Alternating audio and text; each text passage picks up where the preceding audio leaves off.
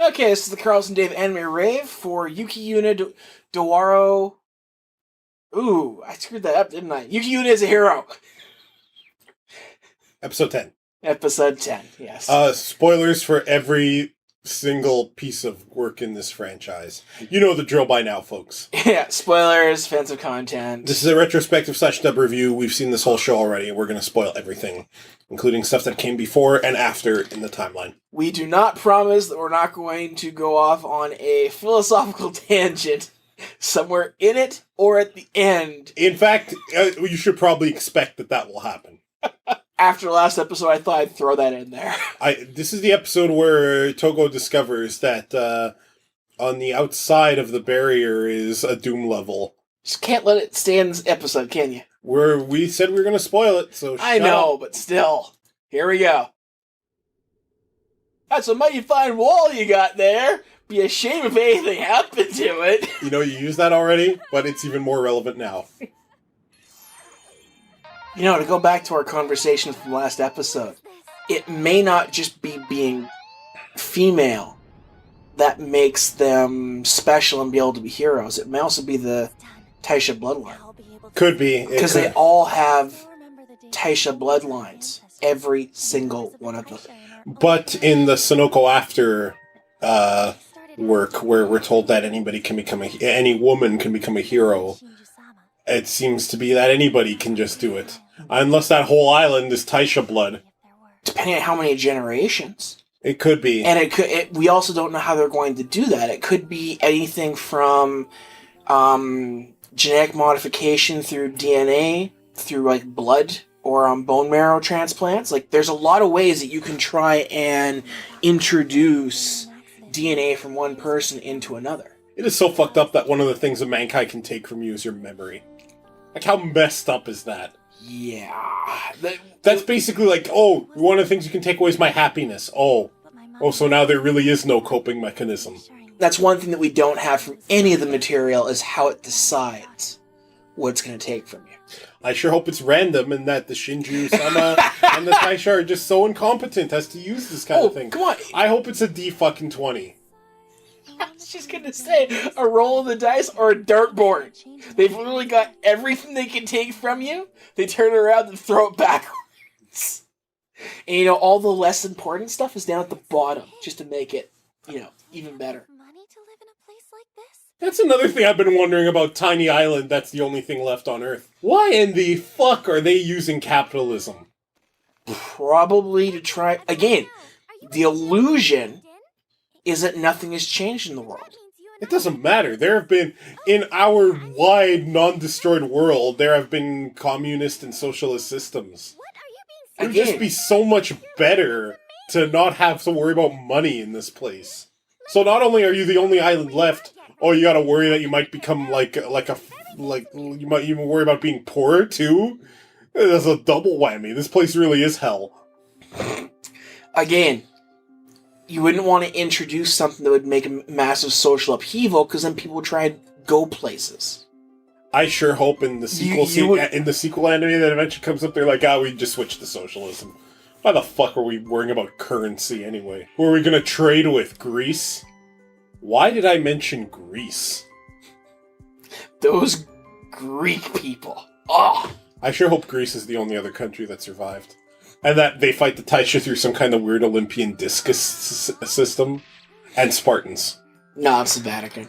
I sure hope it's not the Vatican that survived. Do you know what I'd be afraid they're going to do in this? You know what this anime could be? An anime version of Dragon Warrior 8. Or 7, rather. Nope.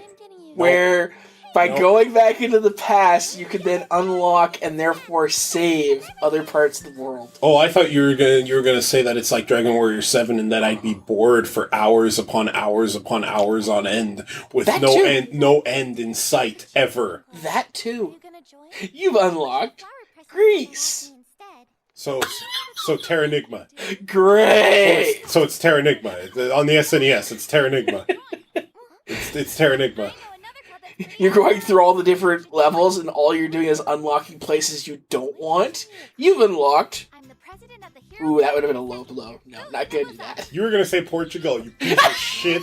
I You want to know what the Portuguese have contributed to the world? Fish. See, you totally get it. The Hero Club's mission is What have they? No, fuck you. Fish in it! Hate you so much.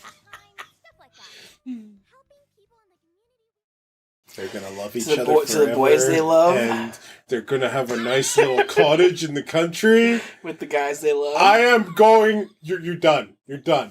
You're done. Dave, you'll never know. You'll never see it coming. But your days are numbered, my friend. I need this. Oh, sorry. You know what other club that they're part of? The Boys Club.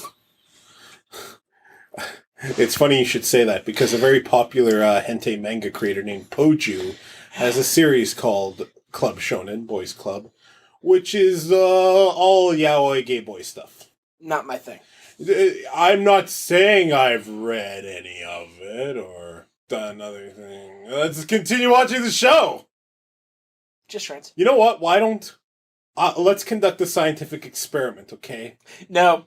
I am not giving consent. This is not a factor. I will lock you in a garage with a running car, and you will just sleep. I do not give my consent for the scientific blissfully study. While I live vicariously through Yuna and Togo's love. Because if they don't end up a couple... Remember how last episode I said it's not like I'm going to Takahiro's house and threatening his life? Takahiro, Takahiro, do not. No, not good.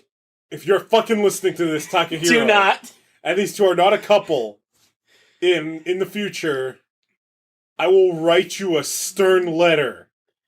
Okay. Laced... Stop.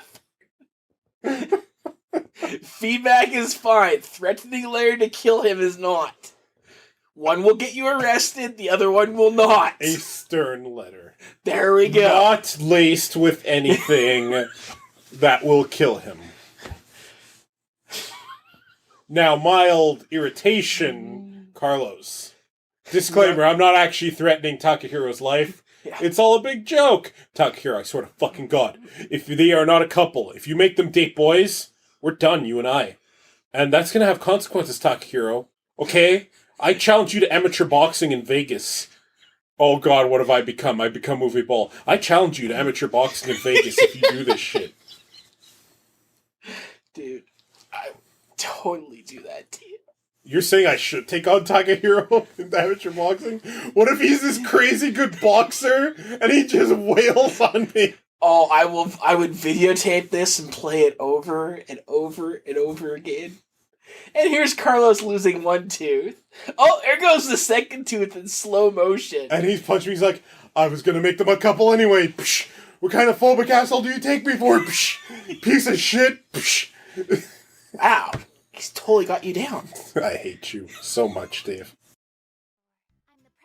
So Hero Club emergency meeting, guys. We need to talk about the new school club that's formed. Oh, which new school club? The Vertex Club! And they show up a flyer. They knock on their door like, and how we're gonna infiltrate. We need to discuss how we're gonna infiltrate the school further and destroy all opposition so that we can invade. Hello? Are you guys the Vertex Club? Yeah, that's right, we're the Vertex. We're trying to destroy the world. Would you like some snacks? Don't eat those. I think this scene is incredibly badass. It is. It also highlights something else that you kind of shit on the show for. That what the fuck? You're right, I did shit on it. You've complained a couple times about the fact that her breasts get bigger. They actually don't. They did in the bath scene, and they certainly did when she transformed. In addition to losing all physics in favor of DOA physics. Hang on. There's an actual reason. I hate to defend it for this. Then don't. But you kind of have to. She wraps. When she transforms, all their clothes go away, including wrapping. She looks very small here, only because she wraps. Yeah, but here, she's about to do the ritualistic suicide thing. In the bath, she was wearing a a towel. And when she transforms, she loses her wrappings. Yeah, but in her schoolgirl gear, there's nothing to suggest she's doing it there. And in her casual clothes that she wears sometimes. She could be wearing a bra.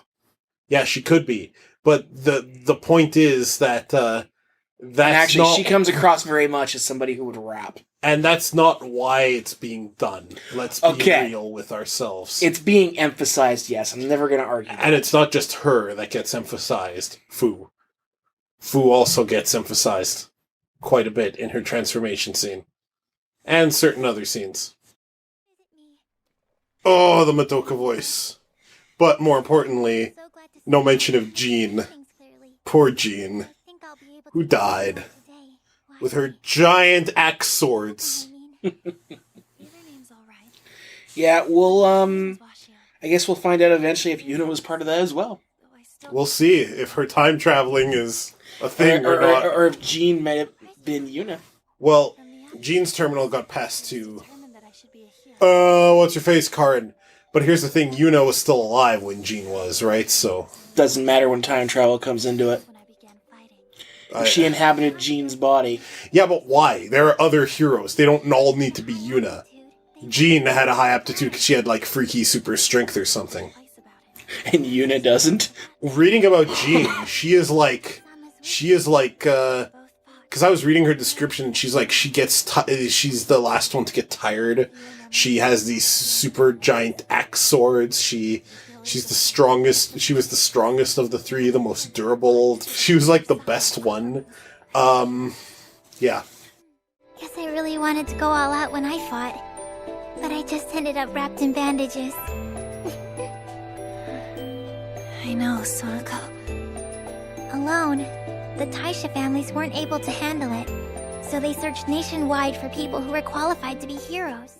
Nation. Yeah, nation. You know what a nation can be? A tiny island. Like Japan.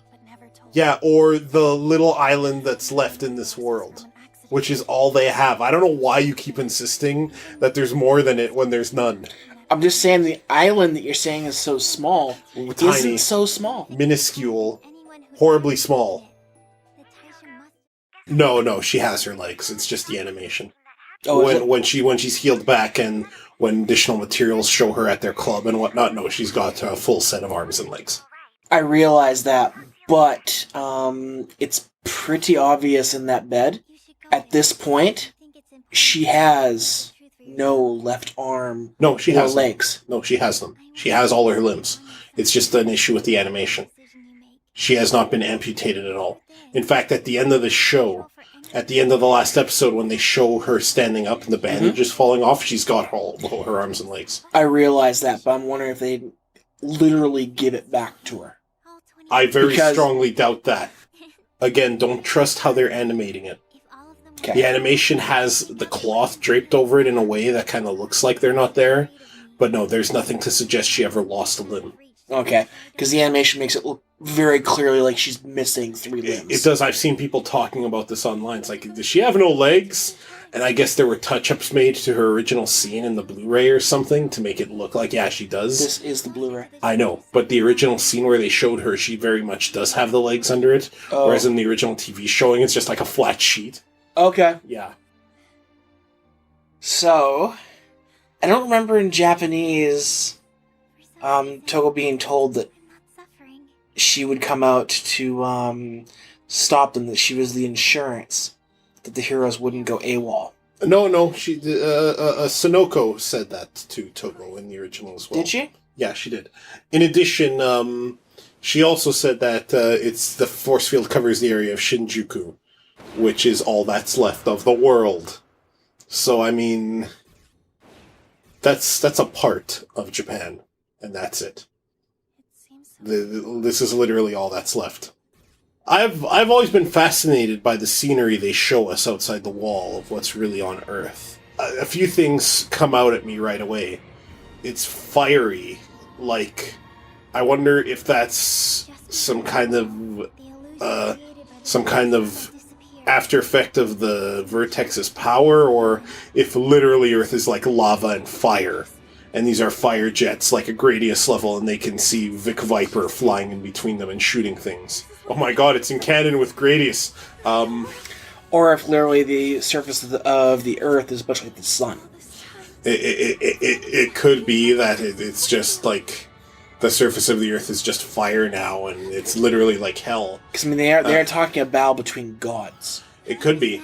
I always wondered, if there were a better video game and you had to set a level out there, what foothold do you even have? Because you'd have to be flying. You'd have to be flying because there's no buildings. There's no. Nope. It's not like you don't see the destroyed remnants of human civilization.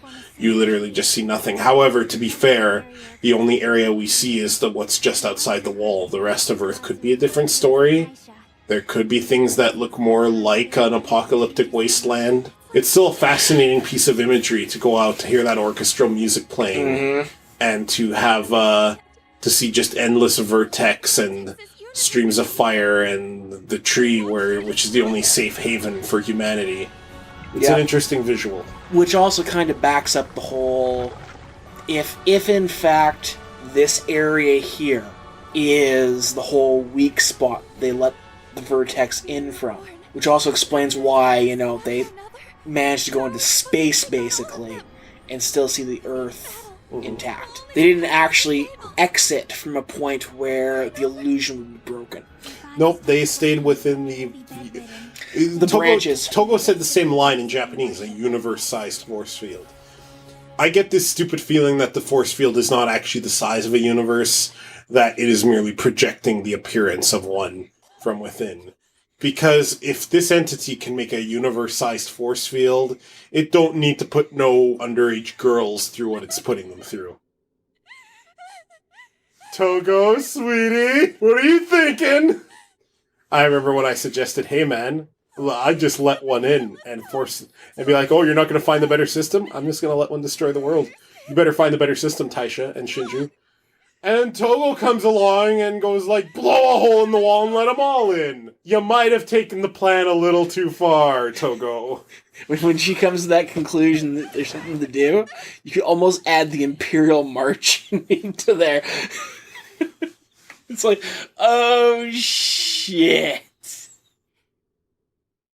And this was the Togo breakdown episode. I've always said that I thought Togo's voice actor was definitely the best of the bunch. And I still stand by that because she's the one who's capturing things as well as her Japanese voice actor, I think. I think definitely Togo's voice actor is the standout here.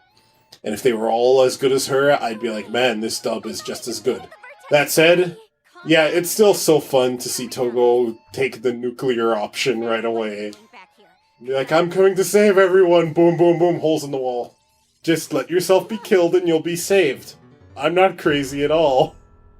Long suffering or quick death? She chose the quick death method. Yeah, exactly. But that would suck to hear the alarm not going off. Be like, okay, what's the problem? Why are there 8 million of them? Yeah, if there was an actual enemy counter, be like, oh shit, she kind of lost it. Just a bit, but it ended up working out. And then in later materials, she's like, oh, I'm glad that the Taisha forgave me. And I'm like, fuck that! Fuck that! You don't need their forgive. They should be apologizing to you. I'll stop there, because I'll keep ranting for an hour about that if I keep going. Yeah, they should never have to work a day in their lives. No, they should not. And you and Togo should be able to be a happy lesbian couple, like in my dreams. I'm gonna blow a hole in your wall. And by your wall, I mean your skull. Let the brain matter spooge out. It won't threaten anyone, though. I'm sorry, Carlos. They're just friends. CarlosandDaveAnimeRave.com is your home on the web for the last episode of the Carlos and Dave Anime Rave. From here on out, it will be just the Carlos Rave. As for Dave, well, it's best not to ask questions. Just because we were just friends. I am now going to taunt a vertex to attack me. And then, just as it's about to bite my head, teleport Dave in place of me. And then, finally, I'll be happy again. At long last. You'd be miserable without me. Let's put that to the test. Nah. I haven't done anything bad enough to make you want to kill me. So it's not like the next time... You keep ruining my ship!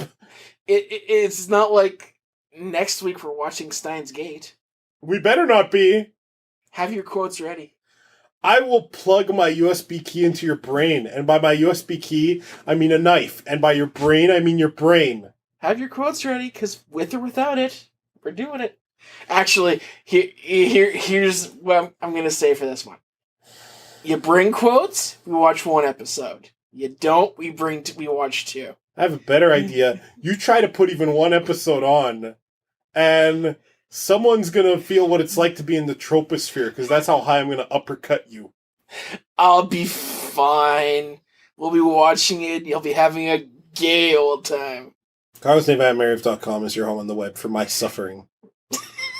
My endless ceaseless suffering. Literally, now that's correct. I went Mankai once to defend you ingrates, and when I came back, Dave was here. And now this, forever. That was the cost of you going back. I didn't lose anything. Except everything.